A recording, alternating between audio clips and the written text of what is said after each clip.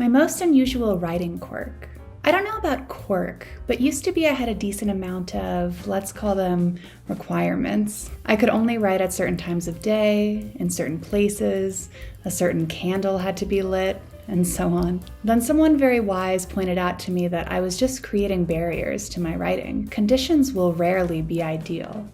And the more you can train yourself to write in all kinds of conditions, the more you'll be able to write, period.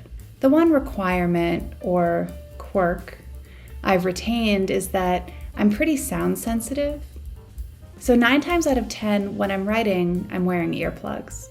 My tendency to slip into archaic language. I really love the sophistication of older diction and syntax, but I have to be careful not to overuse it because it can cause my writing to sound overwrought and stilted and a little antiquated. I like to kind of imagine characters that I write and different scenarios that have nothing to do with the story. If I were to write Jack and the Giant Beanstalk, then I would maybe put the giant in a situation where he's at his ex's wedding. Like, what is he feeling? Is he jealous? Is he angry? I find that helps give a bit more support to the characteristics of those characters, and also it's pretty fun. I don't have a favorite underappreciated novel, but I do have a lesser-known short story collection, which is Night Voices by Robert Aickman. Really, any short story collection by Aickman is a favorite of mine. And what I love about this collection is that the stories, which are nominally weird tales, or some might call them horror adjacent, are very ambiguous, and Aickman eschews traditional storytelling structure and lets his tales unfold more like dreams or poems. So when you're reading his short stories, you kind of feel like you're in a nightmare. There's just something very beautifully eerie about his writing. Brian Evanson's Reports. Evanson rightly receives a lot of praise, but I don't hear people talking about reports very much. It takes the form of a series of flash-length essays, or reports. It's the Animorphs series. I just really like it because it does a great job subverting that trope of kids finding or getting powers. I think that's really fun. It also depicts the horrors of war really well. Also, it features homicidal minors, and who doesn't love that? If I could tell my younger writing self one thing, it would be that talent is as important as everyone says it is, and so is luck. And another very important thing is perseverance. This business of writing, this wild thing we do, it's a long game. And I really believe it takes more than talent and luck to find success, whatever success means to you. It also takes the discipline and curiosity to keep writing through highs and setbacks over the course of your life. At the end of each semester, I sign off to my students with the words, "Keep writing." And I try to take that advice to heart myself. To utilize a thesaurus, there are other words than said. Also, bemused does not mean what you think it means. That publishing and writing are very separate realms. When you're writing, you're in a private and, for me, very comfortable space.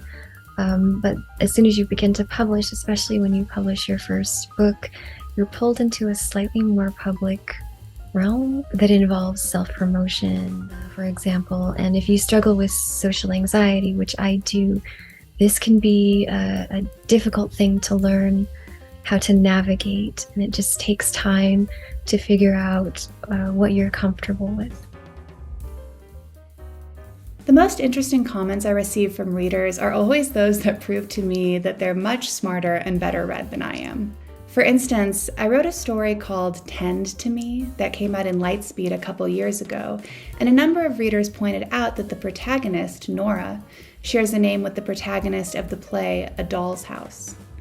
And because this play shares some themes with my story, readers assumed that it had informed the story and that the protagonist of A Doll's House was in fact my protagonist's namesake, and that I had done this intentionally.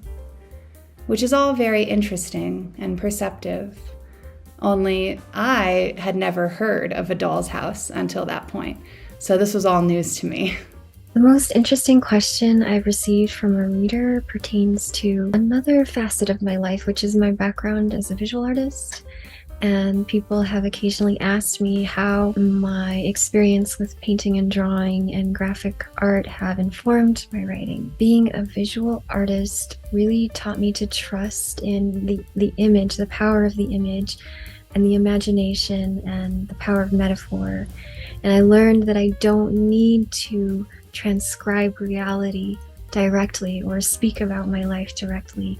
I can really lean into my imagination and use metaphor and the power of imagery to allow the reader to experience my inner life. I remember doing one writer's workshop. I did get one girl who asked me if I liked making people uncomfortable. I don't know, I like that one. What makes me curious, I often like to write about relationships, and especially the misapprehensions we have in relationships, not just about one another, but about ourselves, and how this can lead to inaccurate assessments of reality and dysfunctional connections with other people. But I'm also inspired by small things like animals and insects.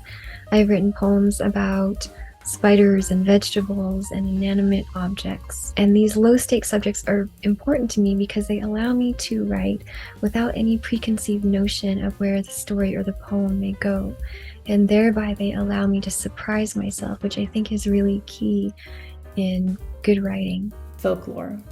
My background is Russian and Korean, and I've found that exploring those folk tales and integrating them in unexpected ways into the modern worlds of my stories offers me a way to connect with those parts of myself, with my childhood and with my family, in a way that it's otherwise difficult to, given the distance between us. I also write a lot about gender, loneliness, self-determination, internalized cultural imperatives, what's considered clean and unclean, and also monsters.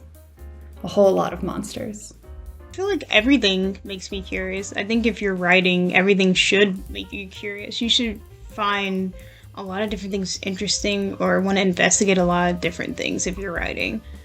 I don't know, I just go outside and I'm curious about everything I see. I think curiosity is something that you need in order to write. I don't think you can write without being interested in people, places, things, anything.